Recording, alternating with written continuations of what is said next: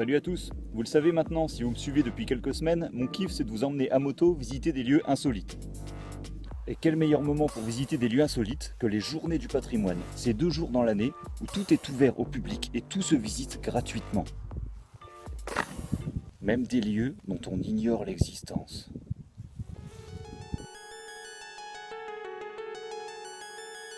Et pour ces journées du patrimoine 2017, j'ai mis le cap sur Châlons-en-Champagne. J'ai décidé de visiter 4 endroits qui ont attiré mon attention. Mystérieux, historiques, insolites ou juste panoramiques. J'ai fait des découvertes inattendues dans des endroits bien souvent oubliés de tous. Alors si vous avez manqué ces journées du patrimoine, c'est l'occasion de vous rattraper. Voici 4 lieux insolites à Châlons-en-Champagne.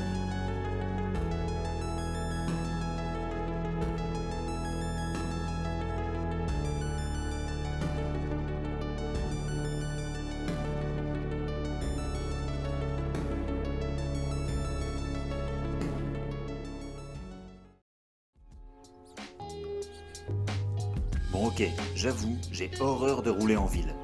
Mais pour ce genre de vidéo, ça valait bien une exception.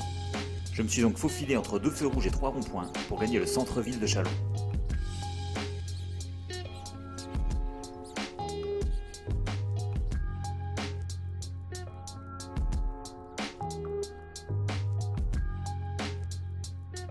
Je suis remonté depuis la gare jusqu'à la rue Jean Jaurès, puis la place de l'Hémicycle,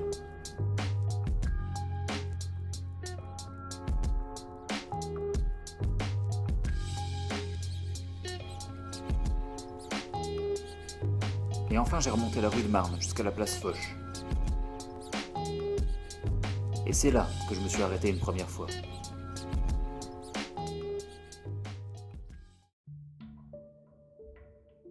Dans un recoin de la place Foch, face à l'hôtel de ville, on fait une découverte inattendue.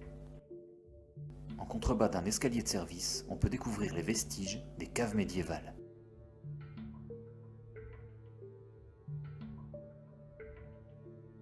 Ces caves, construites entre 1200 et 1400, servaient de lieu de stockage et témoignaient de la richesse de la ville au Moyen Âge. Elles étaient accessibles jusque dans les années 80, où elles abritaient encore le rayon disque du magasin Prise Unique. Difficile à imaginer aujourd'hui.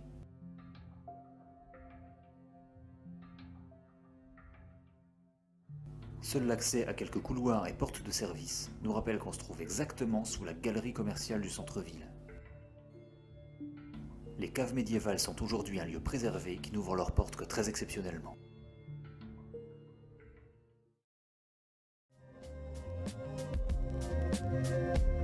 On reprend la route depuis la place Monseigneur Tissier.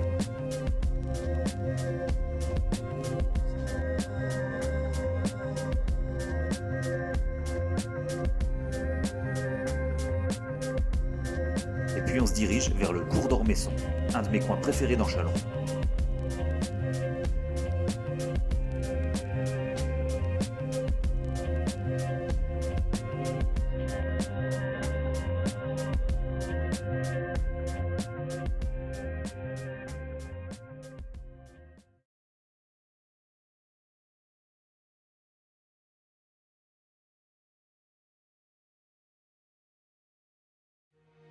Le numéro 7 du cours d'Ormesson abrite l'ancien siège de la Gestapo, la police militaire allemande qui sévissait pendant l'occupation. C'est ici que furent emprisonnés et interrogés les résistants de la région.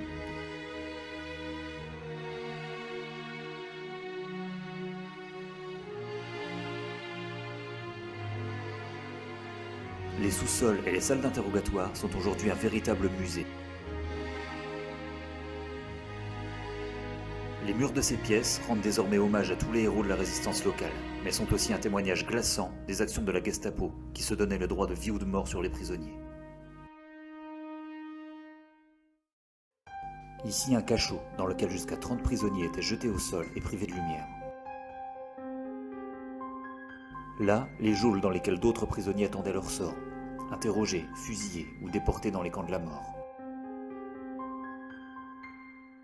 Les cellules gardent encore la trace de ceux qui les ont occupés. Comble de l'horreur, l'escalier est encore marqué du sang des victimes.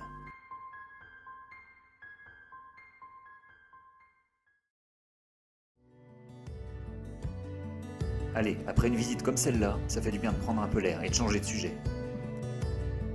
Je me dirige maintenant vers la porte Sainte-Croix, que vous avez forcément déjà vue si vous êtes passé ne serait-ce qu'une seule fois à Châlons.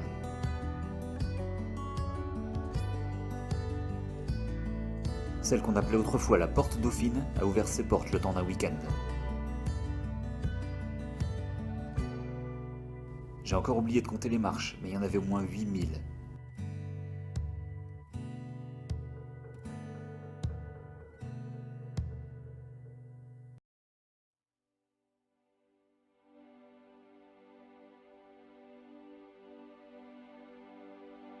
C'est pas tous les jours qu'on peut se retrouver sur le toit de ce bâtiment et admirer Châlons depuis cet endroit.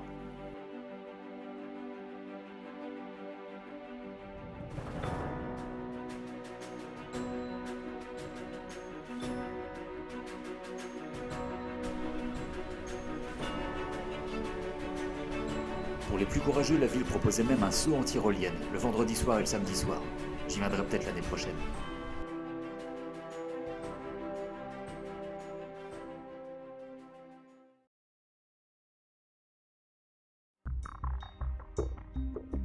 Et à présent, on va mettre le cap vers l'objectif principal de cette vidéo.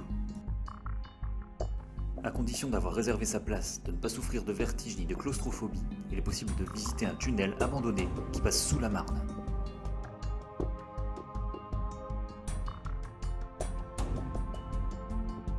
La Marne, avec ses allures de torrent de boue géant, moi ça m'a toujours fait un peu flipper.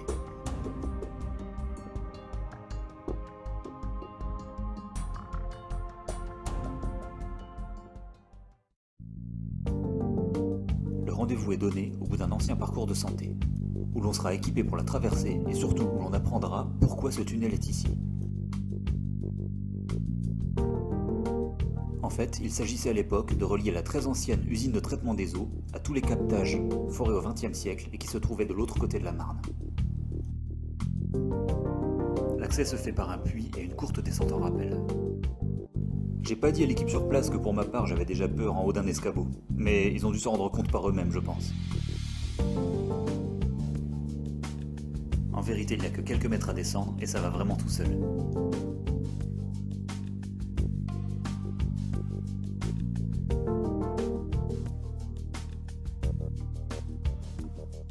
Commence ensuite une traversée de plus de 80 mètres dans un tunnel qui passe juste sous le lit de la rivière.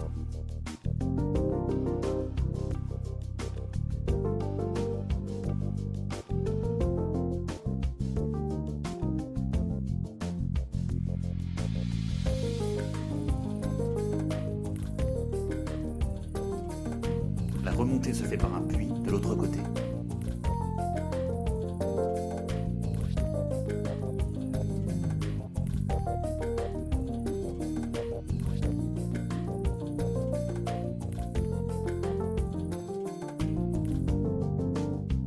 L'équipe sur place nous fait alors découvrir les captages d'eau et leur fonctionnement actuel.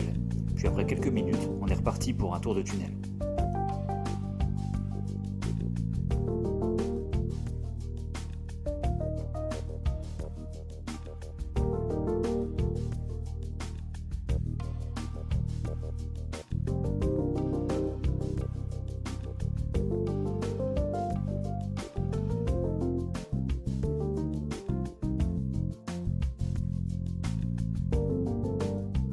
La hauteur du tunnel est de 1,75 m, donc il faut se baisser légèrement, mais finalement on évolue facilement en appui sur les canalisations.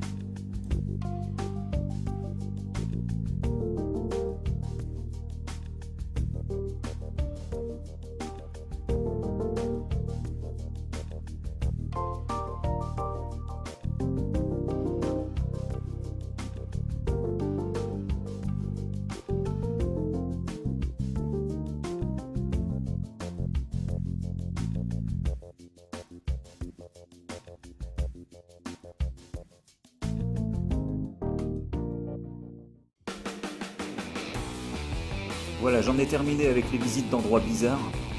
Je tenais à remercier le personnel chargé de l'accueil sur tous les endroits que j'ai pu visiter, que ce soit les caves médiévales ou la porte Sainte-Croix. Bravo au guide qui nous a fait visiter l'ancien siège de la Gestapo. Superbe évocation historique, j'ai appris plein de choses. Merci aussi au personnel du service des eaux de la ville de Châlons, qui nous raconte l'histoire du tunnel sous la Marne de manière très théâtrale, on va dire. Bravo aussi à l'équipe de Adrénaline qui s'occupait des descentes en rappel dans le tunnel et aussi de la tyrolienne sur la porte Saint-Croix. Enfin, merci à mon pote Pascal qui m'a accompagné dans le tunnel, même si je sais qu'il avait un peu peur. Voilà, cette vidéo est terminée, merci beaucoup d'avoir suivi ça avec moi. Je compte sur vous pour la liker et la partager, c'est le seul moyen pour moi de la rendre visible sur internet, alors je vous fais confiance. Et si vous voulez voir la suite sans faute, abonnez-vous. Allez, ciao!